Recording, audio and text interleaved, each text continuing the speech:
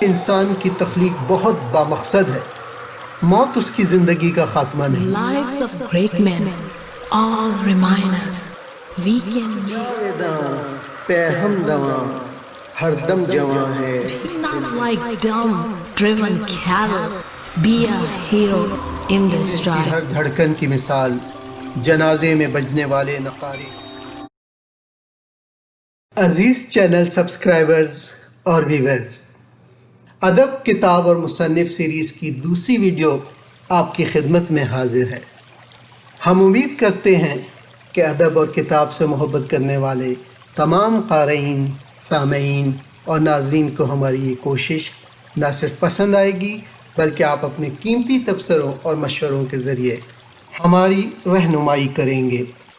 ادب، کتاب اور مصنف سیریز کی اس ویڈیو میں آج ہم زندگی کی قدر و منزلت کے حوالے سے انگریزی زبان میں لکھی گئی مشہور و معروف نظم اے سام آف لائف پر بات کریں گے، جو نامور امریکن شاعر ہنری ورڈ لانگ فیلو کی شاہکار نظم ہے۔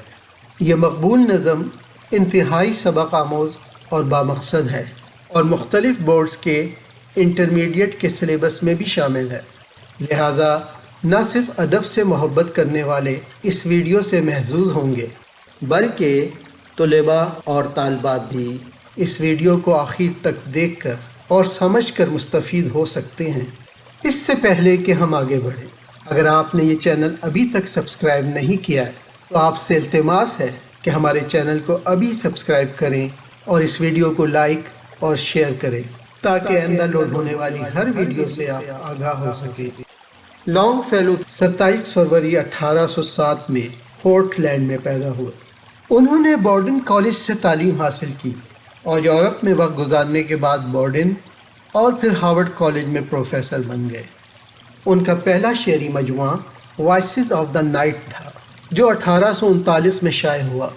تحریر اور تخلیق کے کام پر زیادہ توجہ دینے کے لیے انہوں نے 1854 میں تدریس کے کام کو خیر آباد کہہ دیا۔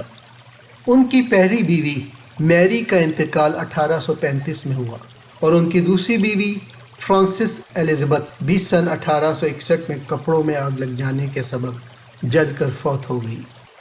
ان پے در پے حادثات اور مصائب کی وجہ سے لانگ فیلو کچھ عرصہ شاعری نہ کر پائے، لیکن اس دوران انہوں نے غیر ملکی ادب کے تراجم لکھے۔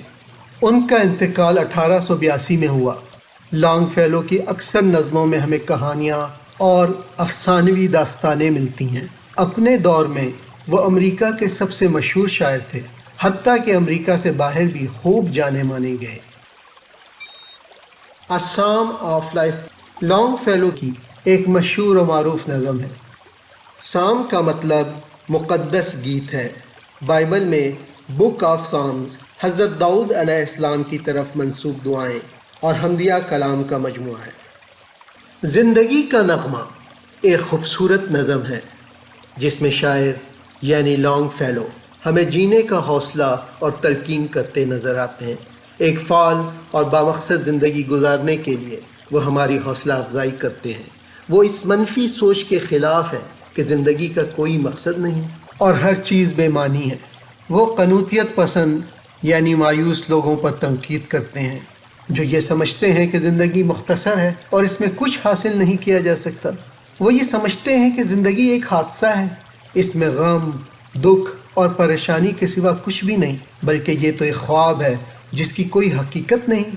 لانگ فیلو کی نظر میں وہ شاعر، ادیب اور فلسفی جو ایسی منفی اور مایوس کن سوچ کا پرچار کرتے ہیں انسانیت کی کوئی خدمت نہیں کرتے۔ اصل بات یہ ہے کہ سویا ہوا اور مردہ برابر ہے اور ہر شے اپنی ظاہری ماہیت اور صورت سے بہت مختلف ہوتی ہے، جس کو سمجھنے کے لیے دیدہ بینا کی ضرورت ہے۔ لانگ فیلو اس بات پر زور دیتے ہیں کہ زندگی ایک کھیل تماشا نہیں بلکہ انسان کی تخلیق بہت بامقصد ہے، موت اس کی زندگی کا خاتمہ نہیں۔ جیسا کہ علامہ اقبال نے بھی کہا ہے کہ موت کو سمجھے ہے غافل اختتام زندگی، ہے یہ شام زندگی صبح دوام زندگی، تو اسے پیمانہ امروز و فردا سے نہ ناپ، جاویداں پہ ہم دواں ہر دم جواں ہے زندگی۔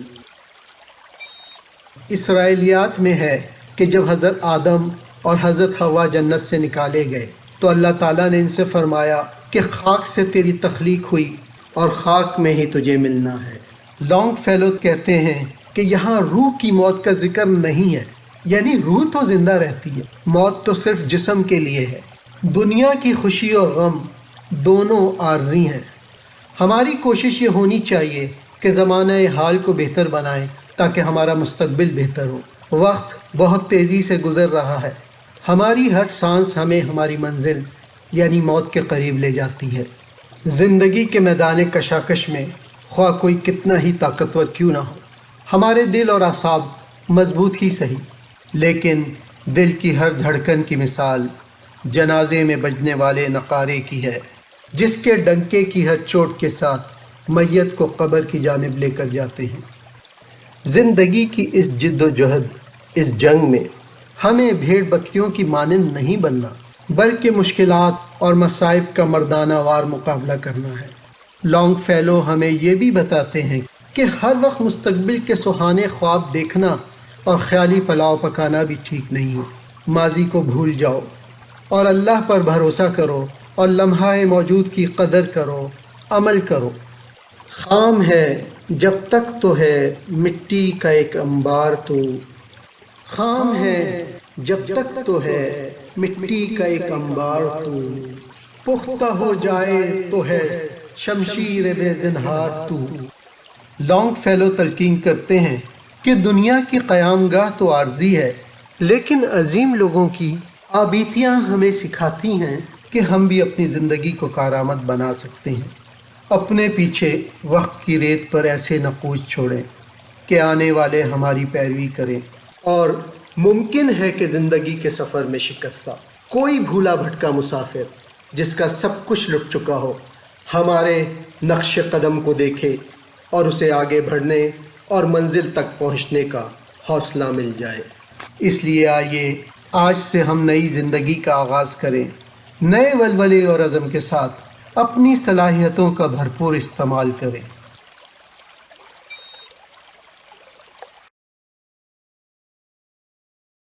It is by Henry Wadsworth Longfellow. The name of the poem is A Psalm of Life, and the title is What the Heart of the Young Man Said to the Psalmist. Tell me not in mournful numbers, life is but an empty dream, for the soul is dead that slumbers, and things are not what they seem. Life is real, life is earnest, and the grave is not its goal. Dust thou art, to dust returnest, wasn't spoken of the soul, not enjoyment, in not sorrow. It's our destiny in or way, but to act that each tomorrow find us farther than today. Art is long and time is fleeting, and our hearts, though stout and brave, still like muffled drums are beating. Funeral marches to the grave. In the world's broad field of battle, in the bivouac of life, be not like dumb, driven cattle, be a hero in the strife. Trust no future, however pleasant, let the dead pass bury its dead. Act in the living present, heart within, and God o'erhead.